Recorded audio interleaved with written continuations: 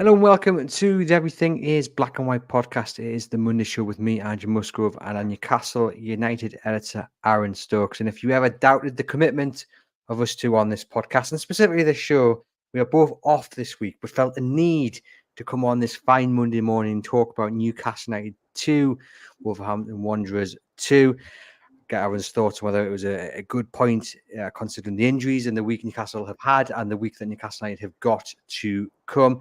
But first off, I want to talk about a moment of celebration, Aaron, away from Newcastle United, because you guys listening, and Aaron knows very well, I've had a horrible time when it comes to fantasy football, a horrible time. I've been bottom of the league since pretty much the first week. But this week, I have got 107 points, and I am off the bottom of the table. I am over the moon. However, I'm still about 200 points shy of Aaron, who sits comfortably at the top of the table. I was going to say, I think, that wooden spoon prize is all you're playing for, but nevertheless, we'll give you a round of applause anyway. Maybe you'll catch up with me in most leagues give a prize if you're bottom, so maybe I want to stay bottom. I don't know, exactly, but my pride can't handle that. But yeah, how are you doing, Aaron? You well? Yeah, very well, thank you. Yeah, it might not be the best week in fantasy football for me, but I've had a good weekend. Yeah, just a shame Newcastle couldn't get it done. No, they couldn't, and I guess that's the question, is because there's plenty of debate. Is it a good point in the context of everything going on for Newcastle United, or when you consider where Newcastle United want to be, who Newcastle United want to be, is it another 2 points dropped against a team they really should be beating? And I've been going back and forth in my head about this one. In the build-up to the game, I said I'd take a point because of the injuries, because of the schedule. But then I look at Aston Villa and the way they're making light work of midweek games. I know that their squad isn't being impacted by injuries, and they've probably got better squad depth than Newcastle at this moment in time. And I look at the gap between, those teams above Newcastle and where Newcastle United sit. It's what, is it 5-6 points, something like that? So in that context, it's probably 2 points drop. But I think with the injuries and the knocks, you would have taken a point every day of the week, wouldn't you? Yeah, I think you've pretty much hit the nail on the head there. If you're an eternal optimist like me, I think you're going to say that it's a point picked up. I think if you're a pessimist like yourself, you're probably going to say it's 2 points dropped. I think it depends which way you're looking at it, doesn't it? The fact Newcastle have led twice and couldn't see it out is a little bit concerning. I look at other results that they've had this season, very similar at West Ham. We all obviously know what happened at Liverpool. We don't want it to become a habit that Newcastle taking the lead and not being able to see out games. That being said, I think a lot of the players, and not just from Newcastle, I think from Wolves, look like they were running a little bit on empty. It was a very tired, leggy performance in some places. And I think, as you say, when you look at the injuries and the ailments that have been stacking up, a point on the road at a very decent Wolves side, I think you would probably take it. The concerning thing now is, I know we're going to talk about it later on, but what do they do at Manchester United? What team does he put out?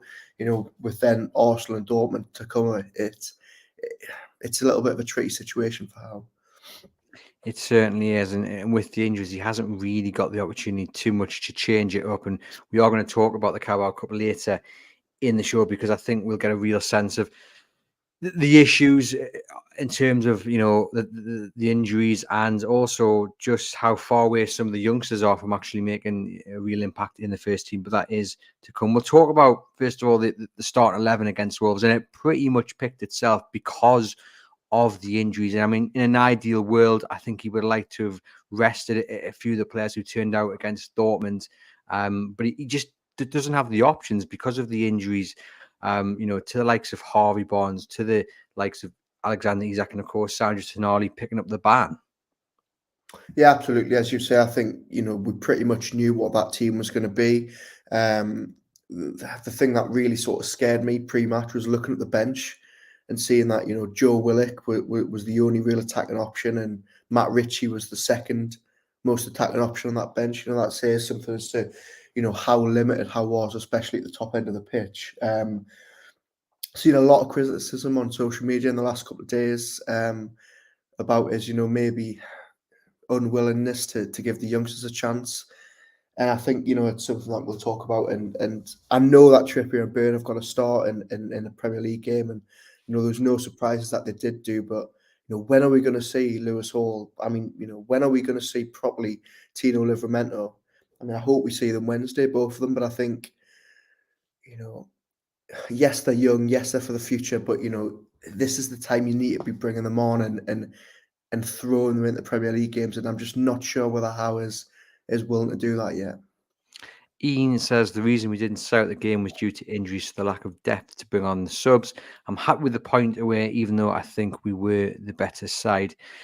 And it's interesting you mentioned the youngsters. Now, obviously, our listeners will know I was happy with this my transfer window. I felt, the players that brought in were good players. And yes, you look at Livramento and you look at Lewis Hall and say, well, they're more building for the future. Where the players who can make something happen now. And I do think actually maybe I'm getting proven slightly wrong in terms of how happy I was with the transfer window, because with the injuries, with the ban to Tonali, you do have to ask the question whether the incomings in the window were potentially the right ones, because the squad is looking down to bare bones. Look, I think I don't want to be too harsh on Newcastle in the transfer business, because, as you say, when we were sat here in September and we were sort of, raving about how the window had gone. They made some very smart signings, the 4 that they brought in the senior team. They've been very, very unlucky, let's be completely honest. Nobody saw Harvey Barnes getting an injury for 3 months. Nobody at all saw Sandro Tonali missing up to a year of football. So, in hindsight, yes, would they have went out and signed maybe a couple more? We can have the debate all day long about another striker or a 6 or a new centre half. But I think on the whole, before the bad luck, I think it was a good window. But what I would say is, you've got £70 million of talent there. This isn't a new thing. We've spoken about before. Fans have been banging this drum for a couple of months. You've got £70 million worth of talent there. Tino Livramento, by the way, his solo start for the club was absolutely fantastic against Manchester City.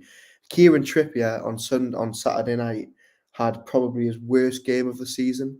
Couldn't pick a pass, kept losing his man, looked shattered, as you would if you're 32, 33 playing this many games. Throw Tino Livramento into that game and give him a good chance. And I just think, yes, Howe wants to be cautious. Yes, he's doing all the right things, saying that these players have got an absolutely massive future. But, how are they going to have a big future if they're not given the opportunity to improve on the, in Premier League games? So maybe it would have been the right time to start Livramento and start him against Wolves and potentially against Manchester United and allow Kieran Trippier just to rest up ahead of a big game in Dortmund on Monday. Look, maybe I think for me personally, I'm as much as I've just criticised Kieran Trippier, I was glad that it was him and Burn starting. But I think it was obvious from the first half an hour that they were both pretty shot. I think Wednesday you have to start Livramento right back. You've got to start either Lewis Hall or Matt Targett left back. I think he'll probably go Targett and maybe play Lewis Hall in another position. I think you've got to do that. And I think, Howe knows that, and he's been left with no choice. I'm absolutely fascinated to see what team sheet he goes with on Wednesday, because I don't think anyone is going to be able to predict it. But I would just like to see these players getting a little bit more Premier League time. And I know that, people will say, well, you've got to bring them in at the right time. But I don't know. I think Saturday at Wolves was a really good opportunity to give them a good chance. What did you make of anyhow only making one substitution? Now, he was asked about it after the game, and he said it was a difficult day for us. We had limited attacking options. So what I want to do when I make a substitution is try to make the team better and play players in their best positions. So if I was to make changes today, it would have probably been players playing out of position, and I'm reluctant to do that with the game so evenly poised. Now, I accept the points he's making, but I do wonder whether, bringing Matt Targett on or bringing Livramento on with 20 minutes to go and just saving the legs of Trippier and Byrne, who were getting run into the ground, really pretty early on, would have been, again, just a decision looking forward, because we have such a busy few weeks coming up. They were absolutely dead on their feet, Trippier and Byrne, by the way, the two of them as well. And they weren't the only ones. Anthony Gordon looked very, very tired. I thought there was a couple of other players that looked like they were really, feeling the effects of such a hectic schedule. And I'm looking at the bench here. And in Howe's defence, as I mentioned earlier, there isn't really any game changers on there. Joe Willox came on. Apart from that, you've got no attacking options on the bench. I'm not, Matt Ritchie, some people will say, can play in an attacking position. I don't think he's a game changer at this stage of his career. And then you're talking about literally, 6 or 7 fullbacks on the bench and Mark Gillespie. So he's limited, but I think there's still something there. I mean, Matt Targett came on against PSG, against Dortmund a couple of days earlier. It looked actually, quite dangerous. Very, very good from set pieces. He was getting up and down the pitch. Lewis Hall, as we said, can play in a number of positions. He could have filled in the midfield. Tino Livramento, from what we've seen in short little bursts, has been very, very good. So I don't really buy how sort of answer there that he only makes subs to try and make the team better. We've seen a lot of times this season it looks like they've been pre-planned, and I think this time he's gone too far the other way. And look, maybe he's thinking I need these 6 or 7 players to be fit and ready for Manchester United in midweek. But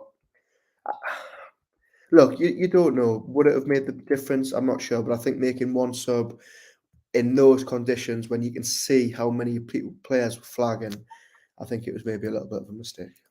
Ian says 2-2 away to Wolves is not a bad result. You're undefeated in like 6 games. I don't know why everyone is twisting. And I guess that's kind of the attitude you've got to apply to it. Wolves are on a good run of form. They look really good under Gary O'Neill. They've got some dangerous players, and Molineux was not an easy place to go, as Newcastle United well know. And then you, as you see, as we've been talking about, we apply the context to everything that's going on with Newcastle United. Then surely, in a way, point at a place like Molineux is something you'd take, right? Yeah, absolutely. And I think I'm with you that before the game, it's sometimes maybe an overused saying, but I would have taken a point. I think, as you say, very, very tough conditions, the injuries mounting up. So, yeah, I personally don't think it's 2 points dropped. I think it is a point game. But, did Howe get it right? I'm not too sure.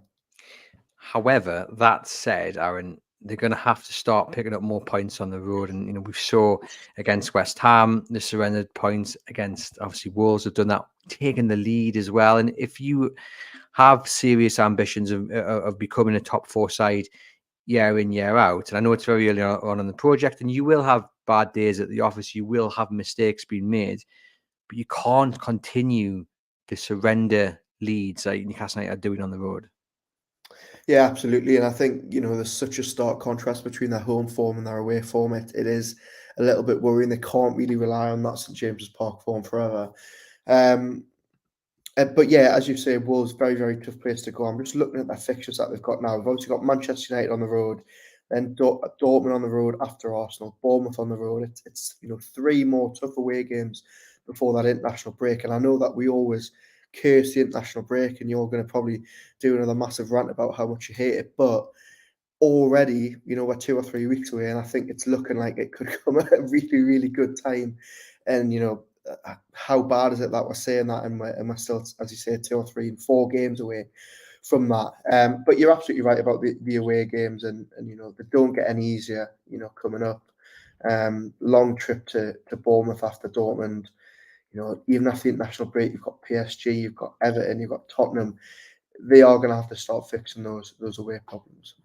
What do you think the issue is away? Is it a mentality thing? It's interesting because we always say the crowd at home is the difference, but obviously this week we've seen plenty of debate about, whether it had a detrimental effect in some ways against Dortmund in the Champions League. So what is it about on the road? Like, what is the issue?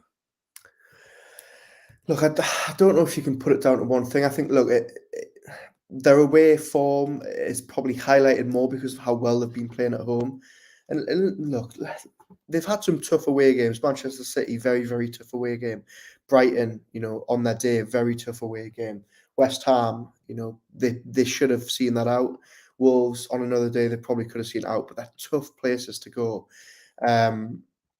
So I don't know. Can you pinpoint anything? I think, the away support is still, as good as it has been. I know that there'll be some debate about that, with the new ticketing system. But look, I don't know. Is it the fixture list they've had? Is it the hectic schedule and all the travelling?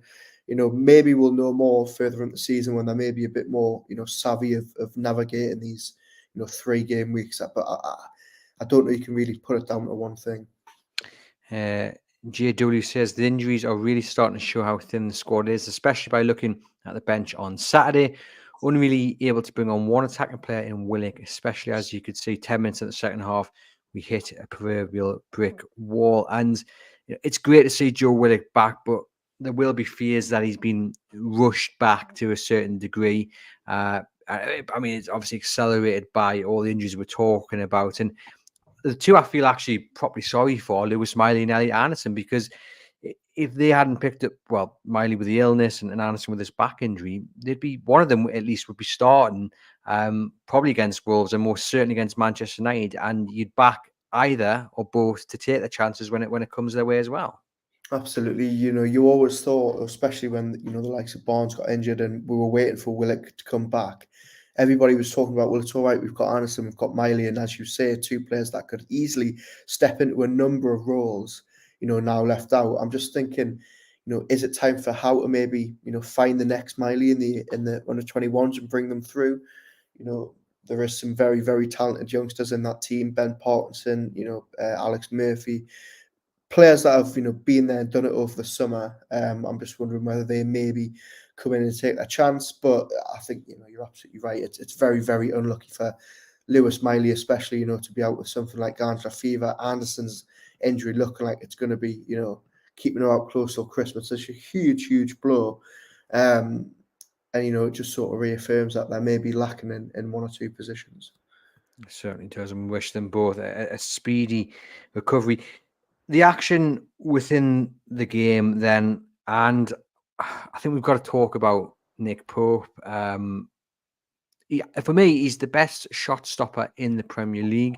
I don't think you can find a better goalkeeper who can, stop the goals going in when one-on-one. But his decision making when he's coming out, his decision making when it comes to punching the ball, it's becoming more and more of an issue, I think, and he's arguably at fault for both goals. Now, not wholly at fault. The first goal, the Lamina goal, he's in no man's land as that corner comes in, but then Kieran Trippier's got to be marking him. Lamina just wants the ball more. The second goal, he's got to be catching that, but he just punches it back into play. But again, Newcastle United have got to be dealing with that. And you watch the build-up of that second goal, and it's really, really annoying. I got angry watching the Manchester derby in the way for the chance before their third goal. I think it's Rodri just breezes through. Ericsson literally jumps out of the way of the challenge and lets him go through. And then I watched the Newcastle highlights, and the way I think it's Totti just breezes past. I think it's Sean Longstaff and Anthony Gordon before slipping in Hwang. It's criminal. It's absolutely criminal. Now you can put it down to, tiredness and what have you, and we'll get onto it in a moment. But firstly, Nick Pope, are we being harsh on him? Because like I say, he's clearly a very good goalkeeper, but them elements of his game are starting to cost Newcastle more and more. Look, I don't think we're being harsh. I think Nick Pope's been a lot better recently, and I think he had a very, very shaky start of the season. He's been a lot more composed, but we're still seeing these little flashes in games where, as you say, the decision making is just not there. We saw it at West Ham for the first goal in no man's land. We saw it a couple of times, and you always get that thing of the heart in the mouth and the deep breath when he's anywhere near, anywhere outside his box. So, look, his distribution isn't the best. Maybe his decision making isn't the best. Can your shot stopping alone, save you in a team like this? Now, on the flip side, because I don't want to be too harsh on Nick Pope, I've seen people already on Saturday night and Sunday morning saying, right, it's time to bring Dubravka back in, give him a shot on the team. And I'm just thinking, there's such short memories. He hasn't had that bad of a season. Yes, he was a little bit shaky at the start. Yes, as we've mentioned, he maybe has a little flaws in his game. But I actually think the last couple of weeks with Newcastle on this brilliant run, he's been very, very good. And is it something Freddie Howe and the transfer team will look at further down the line and say, do we maybe need a goalkeeper which is a little bit better with his feet? or I think better. that's where the improvement comes. There's not a chance that Martin Dubravka gets back into that side, and especially in the Premier League or Champions League ahead of Nick Pope, because Dubravka's a good goalkeeper, but Nick Pope's streets ahead of him. The only way the improvement comes if you can go out and you can buy yourself a top class goalkeeper. Now, is it Ramsdale the answer? I don't think he necessarily is, but not a chance that the answer to improving the goalkeeping department lies within Newcastle United. It would have to be an arrival, and a very expensive arrival at that, I think. Yeah, and if I'm completely honest, I think if you'd have said at the start of the season that we'd be talking about this in not even November, I think a lot of people would have thought, nah. But I think with each passing week, there's sort of more openness to the idea that maybe Nick Pope, while he's an absolute bargain signing and a very, very good shot stopper, maybe isn't the answer long term. Is that a little too harsh? I don't know. I don't like to be too harsh on Nick Pope, because I think he's very, very good on his day. I just think, is he a out and out top 4 goalkeeper? I'm not too sure. Gordon says Pope is world class. He shouldn't be dropped, but he needs to be trained in those scenarios more on the training pitch. I wholly agree with you there, Gordon. And plenty of people, just defending Nick Pope as expected. I think we both agree, me now, and that he's a top class goalkeeper. It's just certain elements of his game aren't there. Tim says Pope is a fantastic shot stopper, but he shouldn't leave his line for me. I get nervous every time he comes out. You, me, Aaron, totally agree with Tim. And Geordie Tune for Life says, in defence of Pope, if he tries to catch the ball and drops it, fans would say he should have punched it. Bruno and Gordon should have stopped the player, and Byrne going to the ground was iffy. And that was the point I was making about the second goal with Wang.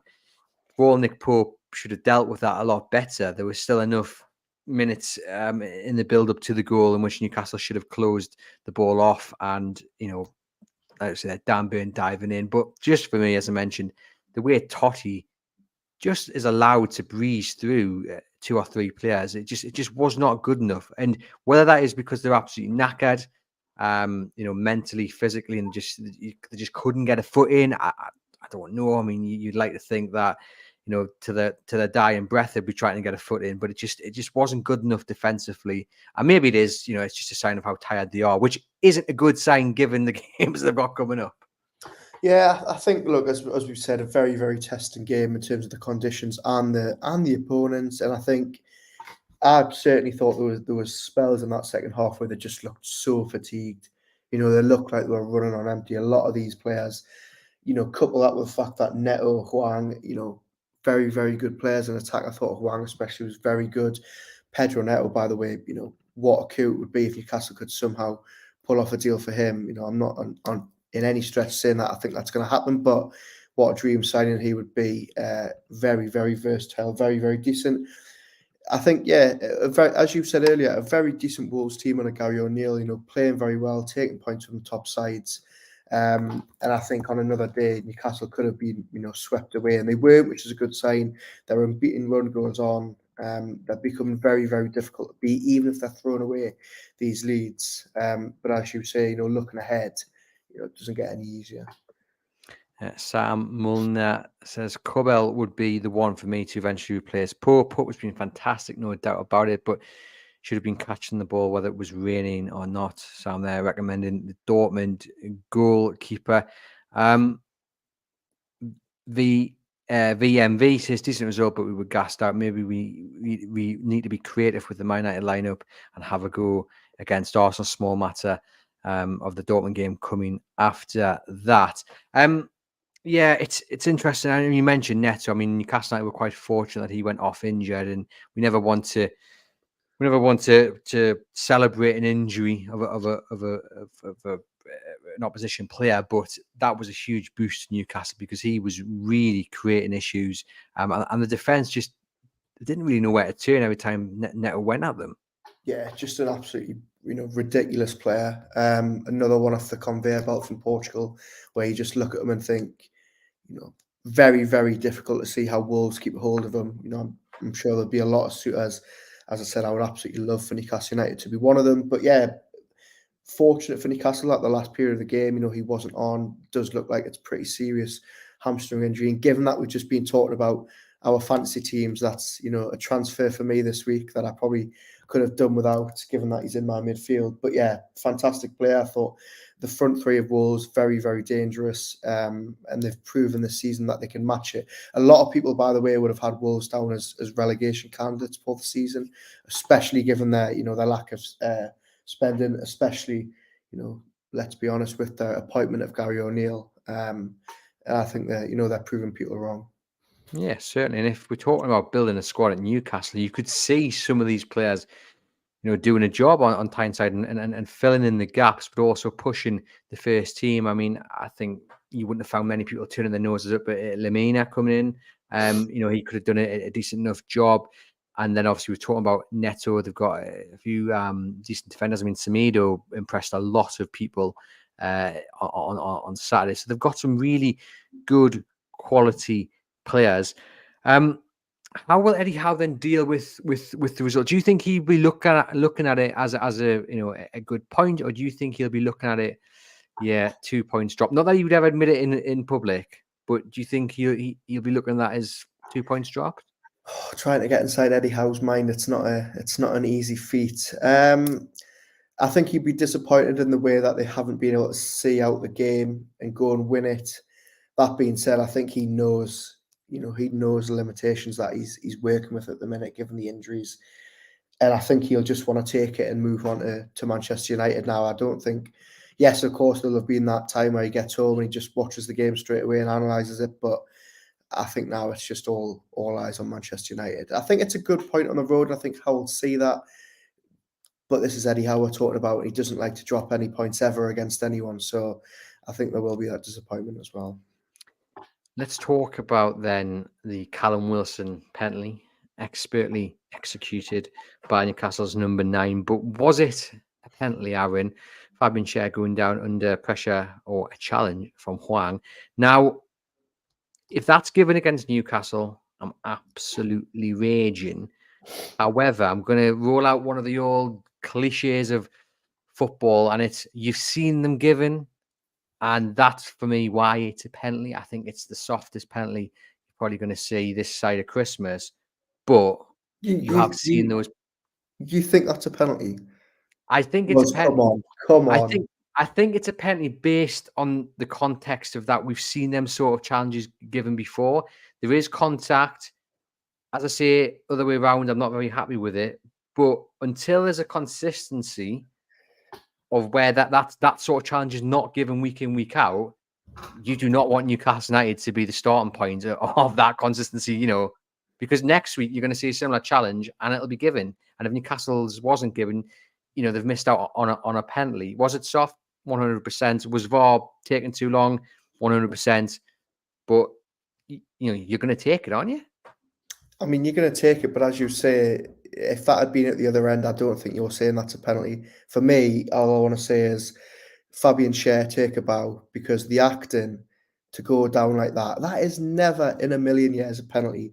And watching it live, I thought, okay, there might be something there. The first replay I saw, I thought, right, okay, that's getting overturned. There's absolutely no way VAR not going to overturn that. And yet, this time, we always say that VAR are so incompetent, but this time it's worked in Newcastle's favour. So thank you. But come on, never, ever, ever in a million years is that a penalty.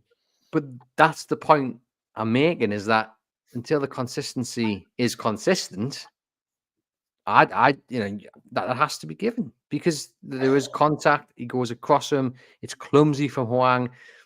It's not. Look, if I'm the referee, I'm probably not giving that as a penalty. But like I say, until we can be sure that those kind of decisions aren't given, I'm taking it every day. But would you really be sat here 20 to 10 in the morning talking to me saying, if this is at the other end and Hoang had been fouled by Schär, would you be saying, look, you've seen them give it's a penalty? Yeah. No, I wouldn't be happy with it, but I think it's a symptom of a bigger issue in a road that I've gone down plenty of times, and it is the issue with the decision making of the referees, the standard refereeing, and the issue with VAR. Because I can 100% guarantee, if that was overturned, you would see a similar decision given next week in favour of that penalty. And then we'd be sat here saying, oh, Newcastle have lost 2-1, but we're there, blah, blah's got fouled for Liverpool, and then the penalty's been given. So, it's the softest penalty, I think you'll see, but I'm not going to argue with the referee's poor decision making, am I? Well, yeah, that's very, very noble of you, to be fair. No, look, I think for me it's not a penalty. As I say, I was very, very shocked to see it given and not overturned.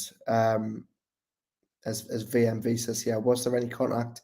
Not too sure. I don't know. I think Shares played an absolute blinder. And look, we'll take it on this occasion, but don't come crying next week when Arsenal and Manchester United have received a Stonewall, non-foul given to them. So you've got it. You can't have it both ways for me. And I think if that was at the other end, you would be absolutely raging.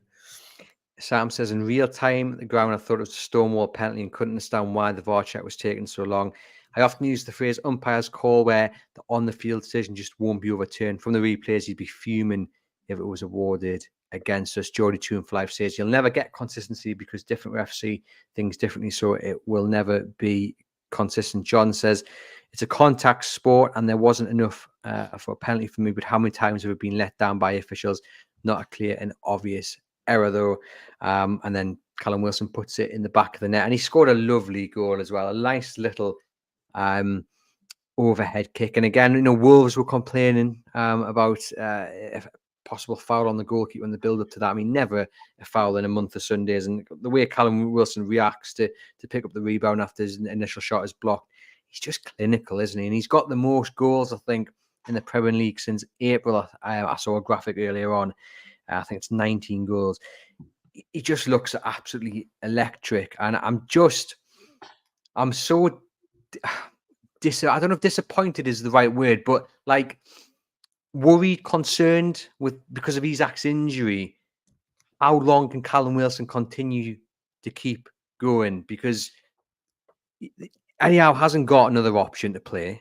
That's clear. We don't think Isak will be back until after the international break. So for Callum Wilson to play the full game against Wolves after playing, 75 minutes against Dortmund, you would think he won't play against Manchester United, although who comes in for him, I don't know.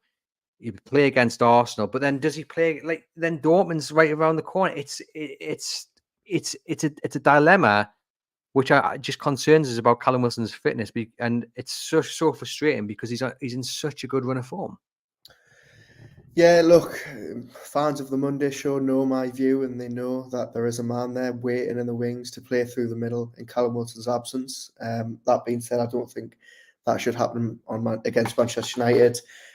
Look, I think that was the one thing. And by the way, I've seen some fantastic tweets, fantastic memes, as the kid would say, about Callum Wilson and his poor hamstrings having to go 5 or 6 games without Isak being there. It's a massive worry, and we joke all the time about this third striker debate. Callum Wilson cannot play all these games. Eddie Howe is going to have to change it now. My view about Anthony Gordon. Is it a case of he goes and says, right, Joe Linton, it's your time again to play a number 9. He's improved massively in front of goal. I wouldn't be against that. But look, as Sam Milner says here, he should us to think of the team that we're going to put out on Wednesday, and I'd agree. And I think, I know we're going to talk about Manchester United at the end of the pod, and I would love to get your 11, because I've tried to write one down here, and I just think nobody is going to predict this. This team on Wednesday is going to be an absolute monstrosity. Is it going to be enough to win? But I think Howe's got no choice, and Callum Wilson is one of those choices where he's going to have to take him out the firing line at some point and mix it up. Are you subscribing then to the need for a third striker? No. Still not? Despite the fact that Callum Wilson's been in a nice bath for the last 48 hours? You're still not subscribing to it. They've got options. If Callum Wilson gets injured, then come back and talk. They've got options. Tell me the options they've got. Anthony Gordon through the middle, Joe Linton through the middle, if needs be. You saw Eddie Howe there talking about playing players out of position. That for me, I'm taking that and running with it. He means Anthony Gordon up top. He means Joe Linton up top. Hang on.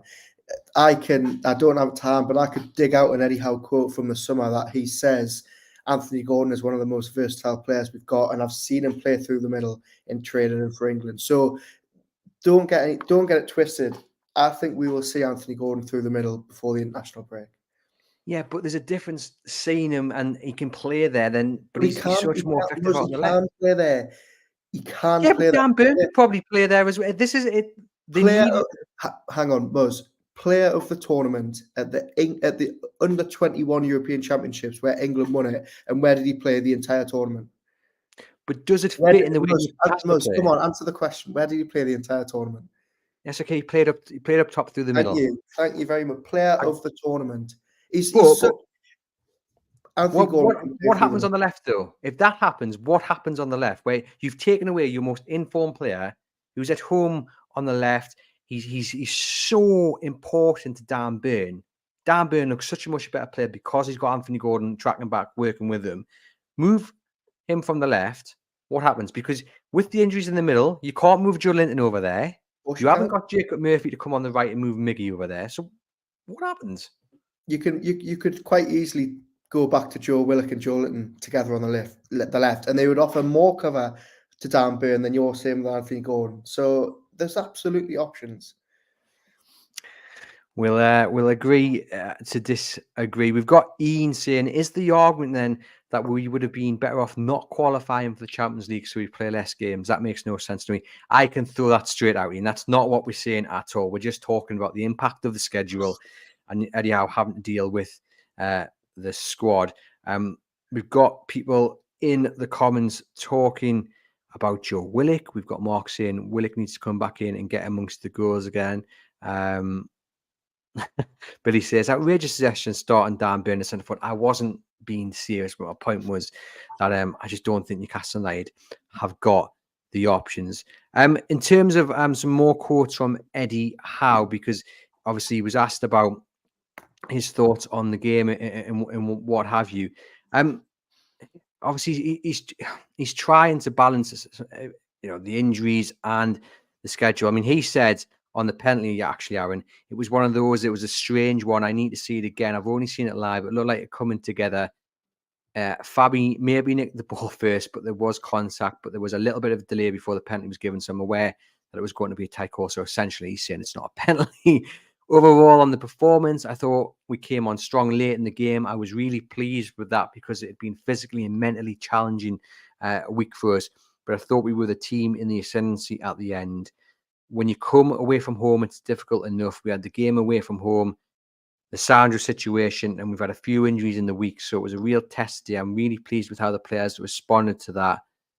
Do you agree with that? Newcastle came on strong late in the game? Look, I don't know. I thought there was a time in the second half where the start of the second half where they were looking really fatigued. And then I thought by the end, actually, it was maybe Wolves that were struggling. So maybe there's a bit of truth in that. I think Eddie's been very, very diplomatic on the penalty. I'm not too sure he would be saying that away from the cameras. So yeah, look, as I said, I think good point on the road. Wayne says we were lucky last year not picking up injuries, cards, bans, and the ban at Tonali. It's not time to panic. It's time to take the challenge and prove we are a top European side. And that'll be kind of the mantra of Eddie Howe, won't it? It'll be going, yes, we're dealing with all these, injuries and what have you, situations off the pitch, but I can still put out a strong starting 11 and you guys know just how good you are. So go and beat whoever plays on Wednesday, go and beat Manchester United, give Arsenal a good go, and then get ready for a huge game against Dortmund. Yeah, and I think Eddie Howe said it really well last week before the Wolves game, where he said, this hectic schedule is a privilege in some way. We're not shying away from it. If you could give us, as someone's just said in the comments, not playing European football and playing, 1 or 2 games a week, we wouldn't take it. This is the pinnacle. This is where we want to be. I'm paraphrasing, obviously, but that was the gist of it. And I think that's absolutely spot on. We knew Newcastle United were going to be in for a tougher schedule. They're feeling the effects of it a lot sooner than we would have liked, but they'll come through it. Are you concerned now, though, with the gap to the teams above? Aston Villa lie in 5th. The gap is 5 points. I mean, are we starting to see the kind of breakaway group, do you think? Look, I don't think it's looking very good for their title chances, but I think in terms of the top 4, I think 5 points is absolutely fine. They can make that up in a couple of weeks. They just need a decent run of form. I think the important thing for me is that they're plugging away. You know, they're becoming very, very difficult to beat. They're not really conceding a lot of goals. You know, 11 goals in 10 games. They're scoring on the other hand. I think it's absolutely fine. No panic stations. I mean, yes, you can look at the table and say they may be starting to drift away, but I think they're absolutely fine. They're in a fine position to be sixth in the table after their start, after their fixtures and the injuries. I think it's a really, really positive start. Yeah, you definitely would have taken it after the start they had. In terms of the midfield, because I thought it was, I thought Bruno actually looked all right, but I did think there were times when the midfield just looked done in. And as much as we praised Sean Longstaff last week for getting rid of the errors in his game, i.e. being quicker on the ball, there were a few instances against Wolves where he just dilly-dallied again. And what I really don't like is when him or Bruno, they draw the foul. It's because it's such fine margins. And again, Saturday there were a couple of decisions that went their way, and if it was on the other foot, you'd be a little bit miffed at it. And I would just like to see them be a little bit quicker and not try and draw the foul in, especially so close to their own box. Yeah, Longstaff and Gordon got away with it twice against Palace, against Dortmund, where they were, you know, really, really close to losing the ball, and they somehow managed to go down and get it. And we've started to see that a lot with Bruno, who, to his credit, usually manages to fool the referee enough to get them. I agree with you. I thought Bruno was okay on Saturday. I thought Longstaff looked like a man who's played 8 or 9 of the last 10 games. Wouldn't be surprised to see him rested on Wednesday. I think, yeah, it was just a tired looking performance at times, especially in the middle of the park. But a lot of people praising another good performance from Fabian Schär, some really important interceptions, one fantastic challenge. Yeah.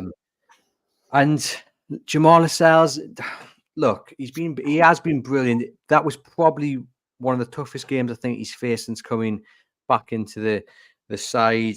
A couple of needless fouls. He was outstrengthened a couple of times. I mean, look, no, by no means, you know, was he the reason Newcastle United drew, you know, and it's not a performance which I think will keep many people awake, but I think it showed you the strength of Wolves, and it showed you maybe just how much Newcastle are being tested. Yeah, on Fabian Schär, I thought he was absolutely fantastic. I mean, the range of passing that he's got just seems to get better every week. He didn't think that was possible. There was a moment in the first half where he got burned for pace, and it was something me and you were talking about recently. Those mistakes that he's cut out of the game, if this was 2 or 3 seasons ago, that player's passed him, you know, he's getting pulled back, he's getting pulled to the ground. This time, Schär races back, wins the ball back. I thought he was absolutely fantastic. Lascelles, I've been really, really, you know, full of praise for Lascelles and his passing in recent weeks, but I think maybe on Saturday night we saw that it's maybe just not there. There was some times where Newcastle were trying to play through the middle from the back, and it just wasn't working with Lascelles. But as I say, I thought that's a part of his game that he's improved. But yeah, I think again, Jamal Lascelles, he's came into this team after being left out in the cold for months, and he's playing week in, week out. You know, it's natural that he's going to maybe look a little bit tired. For me, Fabian Schär is playing absolutely fantastic football, but do you risk him on Wednesday night, or do you give him a rest? He's playing really, really well. So I don't know. I think it's a really, really tough call as to who you start on Wednesday night. We'll talk about that in a moment. We've got the trivia to come first, but also just a quick advert. Advertising the women's football news. It's a monthly pullout produced by our main company, Reach PLC. Great magazine full of analysis and opinion all about the women's game. So here is the advert. You can get it online, which I'll put the link into the description, and also at all your good news agents and retailers. Whether it's the legendary Lionesses, grassroots, or expert analysis of the women's league, Women's Football News has it all covered. A brand new monthly magazine packed with news, interviews, and expert opinion. Don't miss Women's Football News. Pick up a copy today from participating retailers. Women's football is here to stay, and so are we. So there we have it. Head out and grab a copy.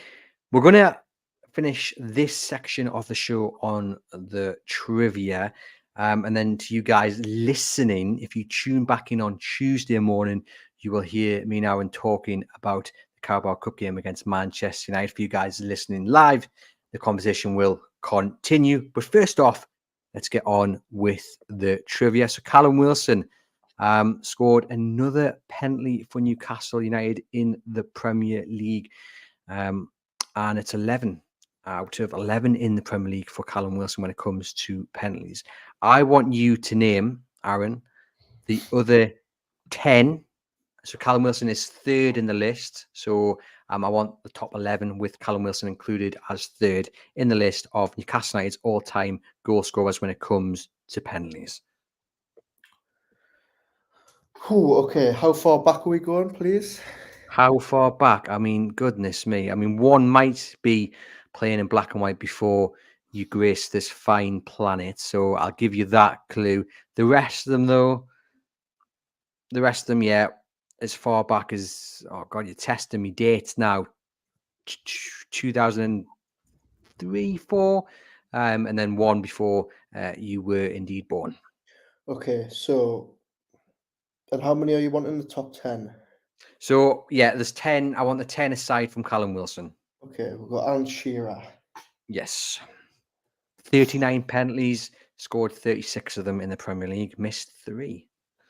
This is tricky, because when you think of Newcastle United penalty takers, the two that come to mind are Alan Shearer and Callum Wilson. After that, who on earth is taking penalties for? Well, there's someone above Callum Wilson in the list actually, and this is just Premier League for Newcastle United. There is someone above Callum Wilson, and this was before you were born. So there's the clue. This is the player that took the penalties before you were born in the Premier League. It's quite an easy one to get, though. We'll go for Scored 14. Peter Beardsley, that's it. 14 out of 14 for Peter Beardsley. Then it's Callum Wilson, third in the list, 11 in 11. And then you're down to fourth, and this person has another 100% ratio, 6 and 6. Ooh, okay, we'll go for 6 from 6. There's quite a lot of people with 100% ratio, actually, when it comes to penalties. Obviously, didn't take as many as Alan Shearer. Yeah, so this person has 6 and 6. But by all means, try and jump around the list. Don't look in the comments. We'll go for Amiobi. He must have taken quite a few. So Amiobi is he got 5 and 5, so he is in the list. Yeah. We will go for that's Shearer, Amiobi. We'll go for Nobby. Nobby was the one I was looking for, fourth on the list, 6 and 6. Who else would have taken penalties then between that era? Kevin Nolan ever take any? Kevin Nolan did, but is he in the top 11? Let me just go down.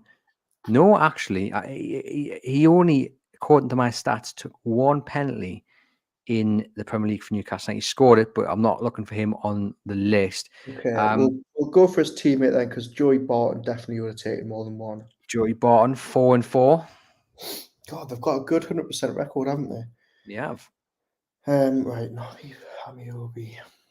Right, I'm going to dive into the comments here just briefly, and I'm going to say, I don't know whether I'm going to go. I'll tell you what, I'll go for Adam Shout. I'll go Demba Ba. Demba Ba's. This is weird because you're doing it in actual order here. Demba Ba, yeah, he scored 3 of his 4, so he's next in the list. Don't say you go in the comments like you're doing people a favor. You're essentially cheating. Just call it what it is. No, I mean, well, should you then tell people not to comment because I've got they can play along, as long as you don't watch, but you are watching. So go on, next on the list. Okay. You've got Demba Ba. You are needing 4 more.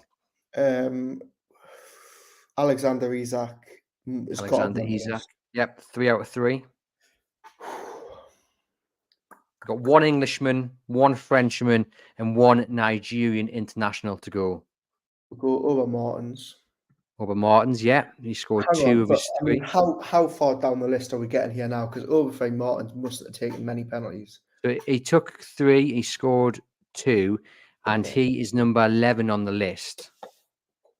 So we're now needing a Frenchman and an Englishman. An Englishman. Yohan Cabaye, Cabaye sure he didn't take penalties. Nope, I'm not looking for Cabaye. It's not the man. Frenchman, Hatton Ben Arfa. Hatton Ben Arthur, 3 out of 3. And then you're just looking for an Englishman who was very good in his day, but not at Newcastle United. Although he did score a few goals, but you'll not be having a pint bought from, put it that way. Michael Owen. Michael Owen. There we go. So that is the list of Newcastle's all-time Premier League penalty takers. Michael Owen was the last one we're looking for. 3 out of 3 for him. So, I mean, out of the top 10, they've got a fair few who got 100%. 1, 2, 3, 4, 5, 6, 8 by my count there. 100% ratio. So fantastic. So that is the list there. And as I said, now for you guys listening on the podcast, pleasure as always to bring you the Everything is Black and White podcast. Please hit follow, leave us a rating and review. And like I say, head over to the channel on Tuesday morning to catch the Carabao Cup preview with myself and Aaron. For the meantime, see you guys later. Yeah, guys, if you are watching live, stick with us for the next 10 minutes. Aaron, the Carabao Cup.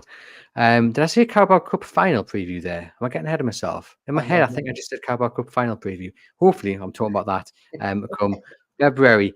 Yeah, it's going to be interesting, isn't it, to see the team sheet. I mean, first off, Newcastle United should go into this game full of confidence, especially given Man United's form and the fact that they were absolutely thrashed by City rivals Manchester City. Yeah, absolutely. I think, you look at that Manchester United team now and they just look a far cry from where they were, ironically, when they played Newcastle in the Carabao Cup final in February. I think, it's starting to look like they may be on that path again of the green and yellow scarves are coming out and Ten Hag's maybe under a little bit of pressure. But look, let's make no mistake about it. With a lot of change expected in the Newcastle team, it's not going to be too easy. But I think you only have to look at some of their performances recently. That gives you massive, massive confidence. Yesterday, the game against Brentford recently, the only thing I would say is that I've seen a lot of Manchester United fans saying that their best performance of the season came in the last round against Palace. So it's not going to be too easy, but I think you do have to take a little bit of confidence of the state of affairs there at the minute. I think the interesting thing is now I expect Eddie Howe to make a host of changes. We know what he did against Manchester City and it worked out, but it worked out because everyone that he brought in just wanted it more than those players at City who made the swap. And you watch Manchester United and I look at it and I think, well, who can Manchester United got a busy schedule just like Newcastle have. And we know Newcastle suffering with injuries, but it's still got enough there to make the changes. And like I said, they're accelerated by the fact whoever they bring in, will be fighting 100%. Can you say the same about Manchester United? Because I watched that City game, and towards the end of it, as I mentioned earlier in the Monday show, some of the defending was criminal. I mean, Christian Eriksen may as well have just walked off the pitch late on the game, the way he stood out with challenges. And we know it's not all harmony off the pitch, with Sancho and what have you. I just wonder whether the players he brings in, if he makes changes, Ten Hag, have they got the hunger that Newcastle United players will definitely have? I mean, based off yesterday's performance, absolutely not. I mean, it was embarrassing at times. It was like a training game for Manchester City. Anthony coming on at the end and just kicking Doku. I mean, it was as I said, it was just embarrassing. Now, just looking at the bench now that Manchester United had yesterday, they had Mason Mount.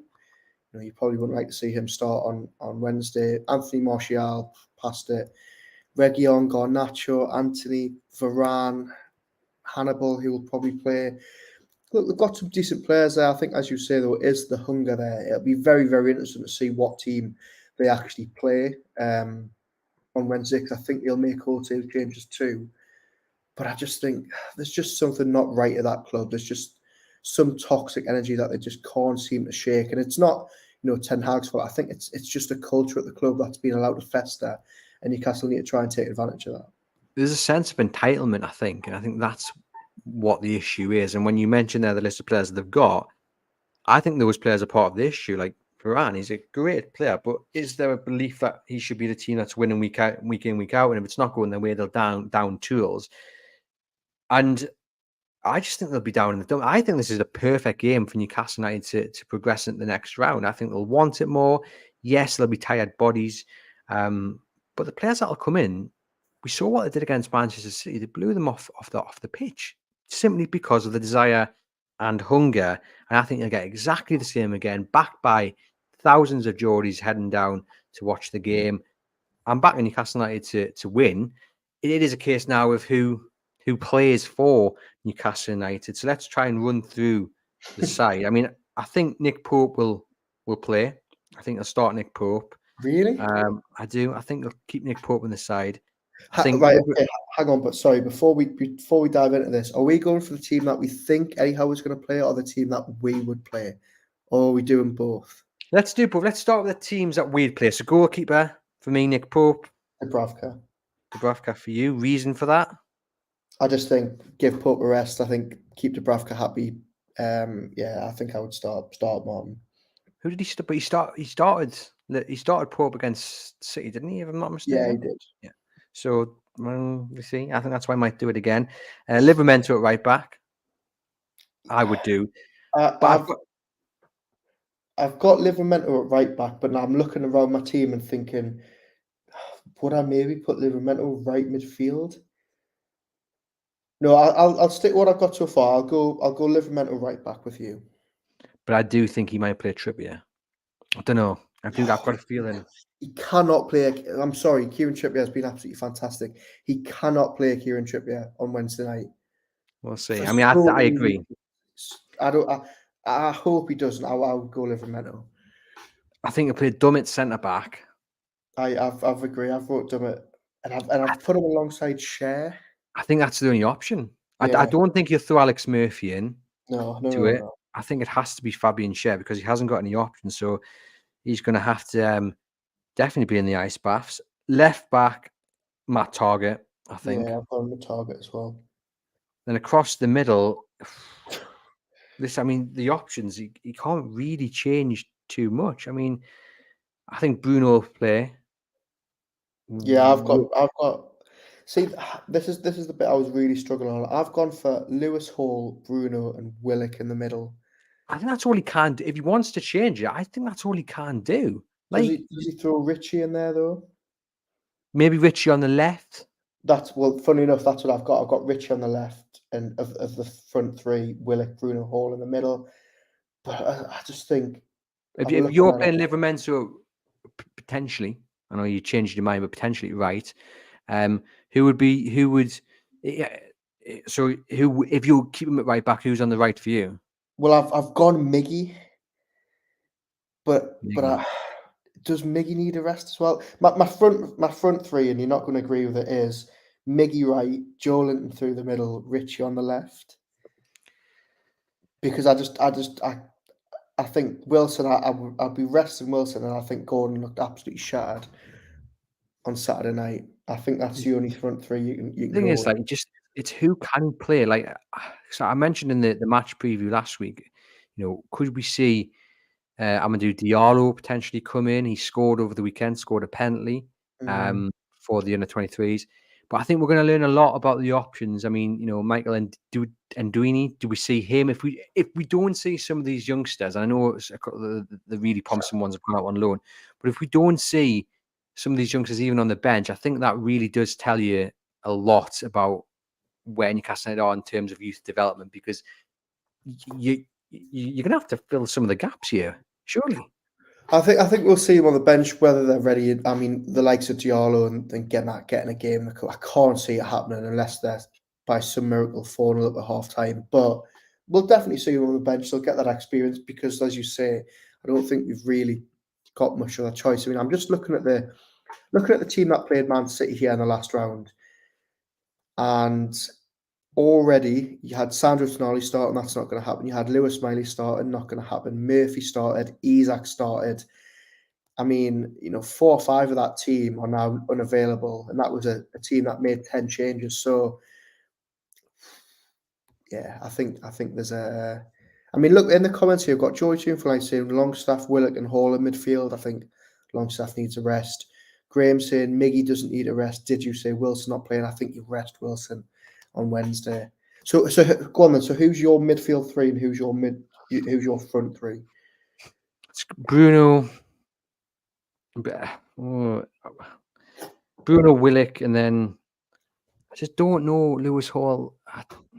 It's a big stage for Lewis Hall, especially after his debut. He didn't go quite to plan to throw him in, but he just hasn't got the options Does he risk Sean Longstaff? I mean, me personally, I wouldn't. I think Bruno's probably the guarantee.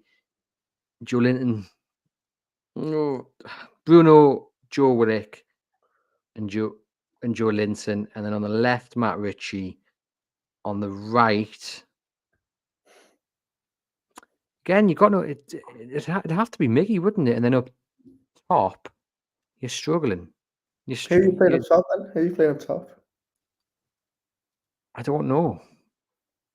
I mean, it would have to be. Look, if he rests Callum Wilson, it's going to have to either be Joe Linton or Anthony Gordon. That's the bottom line of it. But if you play Joe Linton, you have to kind of change the way you play. Anthony Gordon, I think you'd also have to change the way you play as well. Do you know what? Let's go left field there. Let's say Amadou Diallo is going to get a shout. He's going to start on Wednesday. I've gone for it. I've rolled the dice, ladies and gents. You'll do anything to not say that I'm right and play Gordon there. So I appreciate the commitment to your cause. But as a lot of people said, and you've mentioned there, no one fears Manchester United. So there's nothing for Newcastle. Will go in there full of confidence. They'll try and exploit the bad feeling around Old Trafford. Early goal, get the crowd on the backs, get them Norwich scarves waving, and get into the next round, right? Yeah, absolutely. As you said, nothing to fear. And looking at Manchester United's 1 performances and 2 results at Old Trafford this season, I mean, let's just have a look there. Sorry, you've got Brighton beat them 3-1 at home. Palace beat them 1-0 at Old Trafford. Galatasaray beat them 3-2 at Old Trafford. They are there to be got at Old Trafford. It's not a fortress that it was. And look, I don't know if I'll go as far as you were saying that I think Newcastle are going to win purely because we've just spent, 10 minutes talking about, the fact that they haven't probably got a first choice striker out there. But I think they'll definitely give it a good go. We've got Graham saying Miggy doesn't need a rest. He's happy running about all day. Did he say Wilson not playing? Yeah, I think we just think he needs a rest. Ian says we have tied with 5 at the back. Geordie Tune for Life says Bruno needs a rest more than Longstaff. Don't forget international games and travel. Graham also adds, who scores the goals? I'm happy to go all in for Wednesday and rest at the weekend for those who need it. So he's sacrificing 3 potential points against Arsenal. But hey, I mean, I suppose that's the question. And I've asked this before. Is it a cup win? Is it a trip to Wembley and finally breaking that drought? Or is it top 4 football for you, Aaron? It's not a popular answer, but I think it's top 4. I think you've got to stay in and around there. Yes, a cup win would be fantastic. And in an ideal world, as we saw at Manchester City, when everyone's fit and firing, they've got 2 11s that can go far. But, we're not talking about the same team now as we were a month or 2 ago. We're talking about a massively depleted team. I would rest the players now and then, go and try and get 3 points from Arsenal. But I think you'll have probably people watching this or listening to this that'll say, no, you know what, Graham's right, and we need to, maybe prioritise the cup. I'm not so sure. For me, it's got to be top 4 because that's how you track the best players. They want to play European football. I'd love to see the cup drought end, but I think in time that comes with the foundations of European football, doesn't it? So I mean, that's my opinion there. I mean, a lot of people would probably disagree, as you say there. We've got some people shouting for Ben Parkinson to be given a chance on Wednesday. Ian says Eddie Howe wants everything. We might not be there yet, but we'll try. Adam says, agree. Hopefully we can go for the FA Cup if we get more depth by January. Geordie Tune for Life says if he plays a momentum in midfield or attack, then McQuillan or Kraft could play right back. Good point. I've forgotten about those 2, to be fair. Not sure that would. I mean, Kraft hasn't really played competitive football, and we know Aaron's not a big fan of Jerry Manquillo. It's going to be a fascinating start. I mean, I suppose the final point I want to make is that you're right. If this game had been played last month, as the City game was, we wouldn't be having any issues really about who plays where. You would have Tonali, you would have Elliot Anderson, you would have Alexander Isak. It is amazing. You'd have Jacob Murphy. It is just amazing how much bad luck Newcastle United have got. Yeah, absolutely. I mean, the fact that Eddie Howe made 10 changes for that City game last month, they were, very, very well-deserved winners. And now, as you say, a month down the line, we're thinking, who on earth is he going to play? It's it's worrying. Yes, it will raise questions about the summer transfer window. Yes, it will put a lot of focus already on January. I think they've been hit with very, very such bad luck. It's unbelievable. But I think, look at that team that we've just picked out there. There's enough there to win the game. It's not as if they're waving the white flag. I think there's enough there to go to Manchester United and try and pile some more misery on them. Well, fingers crossed, you are right. Graham says, I think it has to be top 4 all day. However, if we don't get 3 points at the weekend, so be it. But bigger picture is we have the same points difference now at the end of Feb. Top 4 is there to be got. So there we go, ladies and gents. This has been the Everything is Black and White podcast. Thank you very much for tuning in. Hit follow, subscribe on whichever platform you're watching from, and head over to chroniclelive.co.uk for all the build up to Newcastle United's Carabao Cup game at Old Trafford on Wednesday. We'll have Eddie Howe's press conference covered on Tuesday. Am I right in thinking, Aaron? Yeah, and then the live coverage of the game on Wednesday. And then, ladies and gents, get ready for the Monday show next Monday. Where are we coming live from, Aaron? Live from Dortmund. I thought you'd be a bit more excited than that. I didn't I've still got to get through Manchester United and Arsenal first. I'm like Eddie Howe. I'm focused on the next game. But yes, it will be absolutely fantastic to bring it live from Dortmund. Hopefully we have no technical difficulties. Hopefully there's no screaming couple like there was when I was live from Milan. But yeah, it'll be absolutely fantastic. Yeah, and if you see me and Aaron knocking about in Dortmund, do come over and say hello. If you want to get involved in some of the videos, if you want to do a few Vox Pops, we want to talk to you guys, want to talk to the fans. So we do see us over there in Germany. Come and say hello and get involved. But in the meantime, enjoy the rest of your week, guys. It's been a pleasure. This has been Everything is Black and White podcast. Thank you very much for tuning in.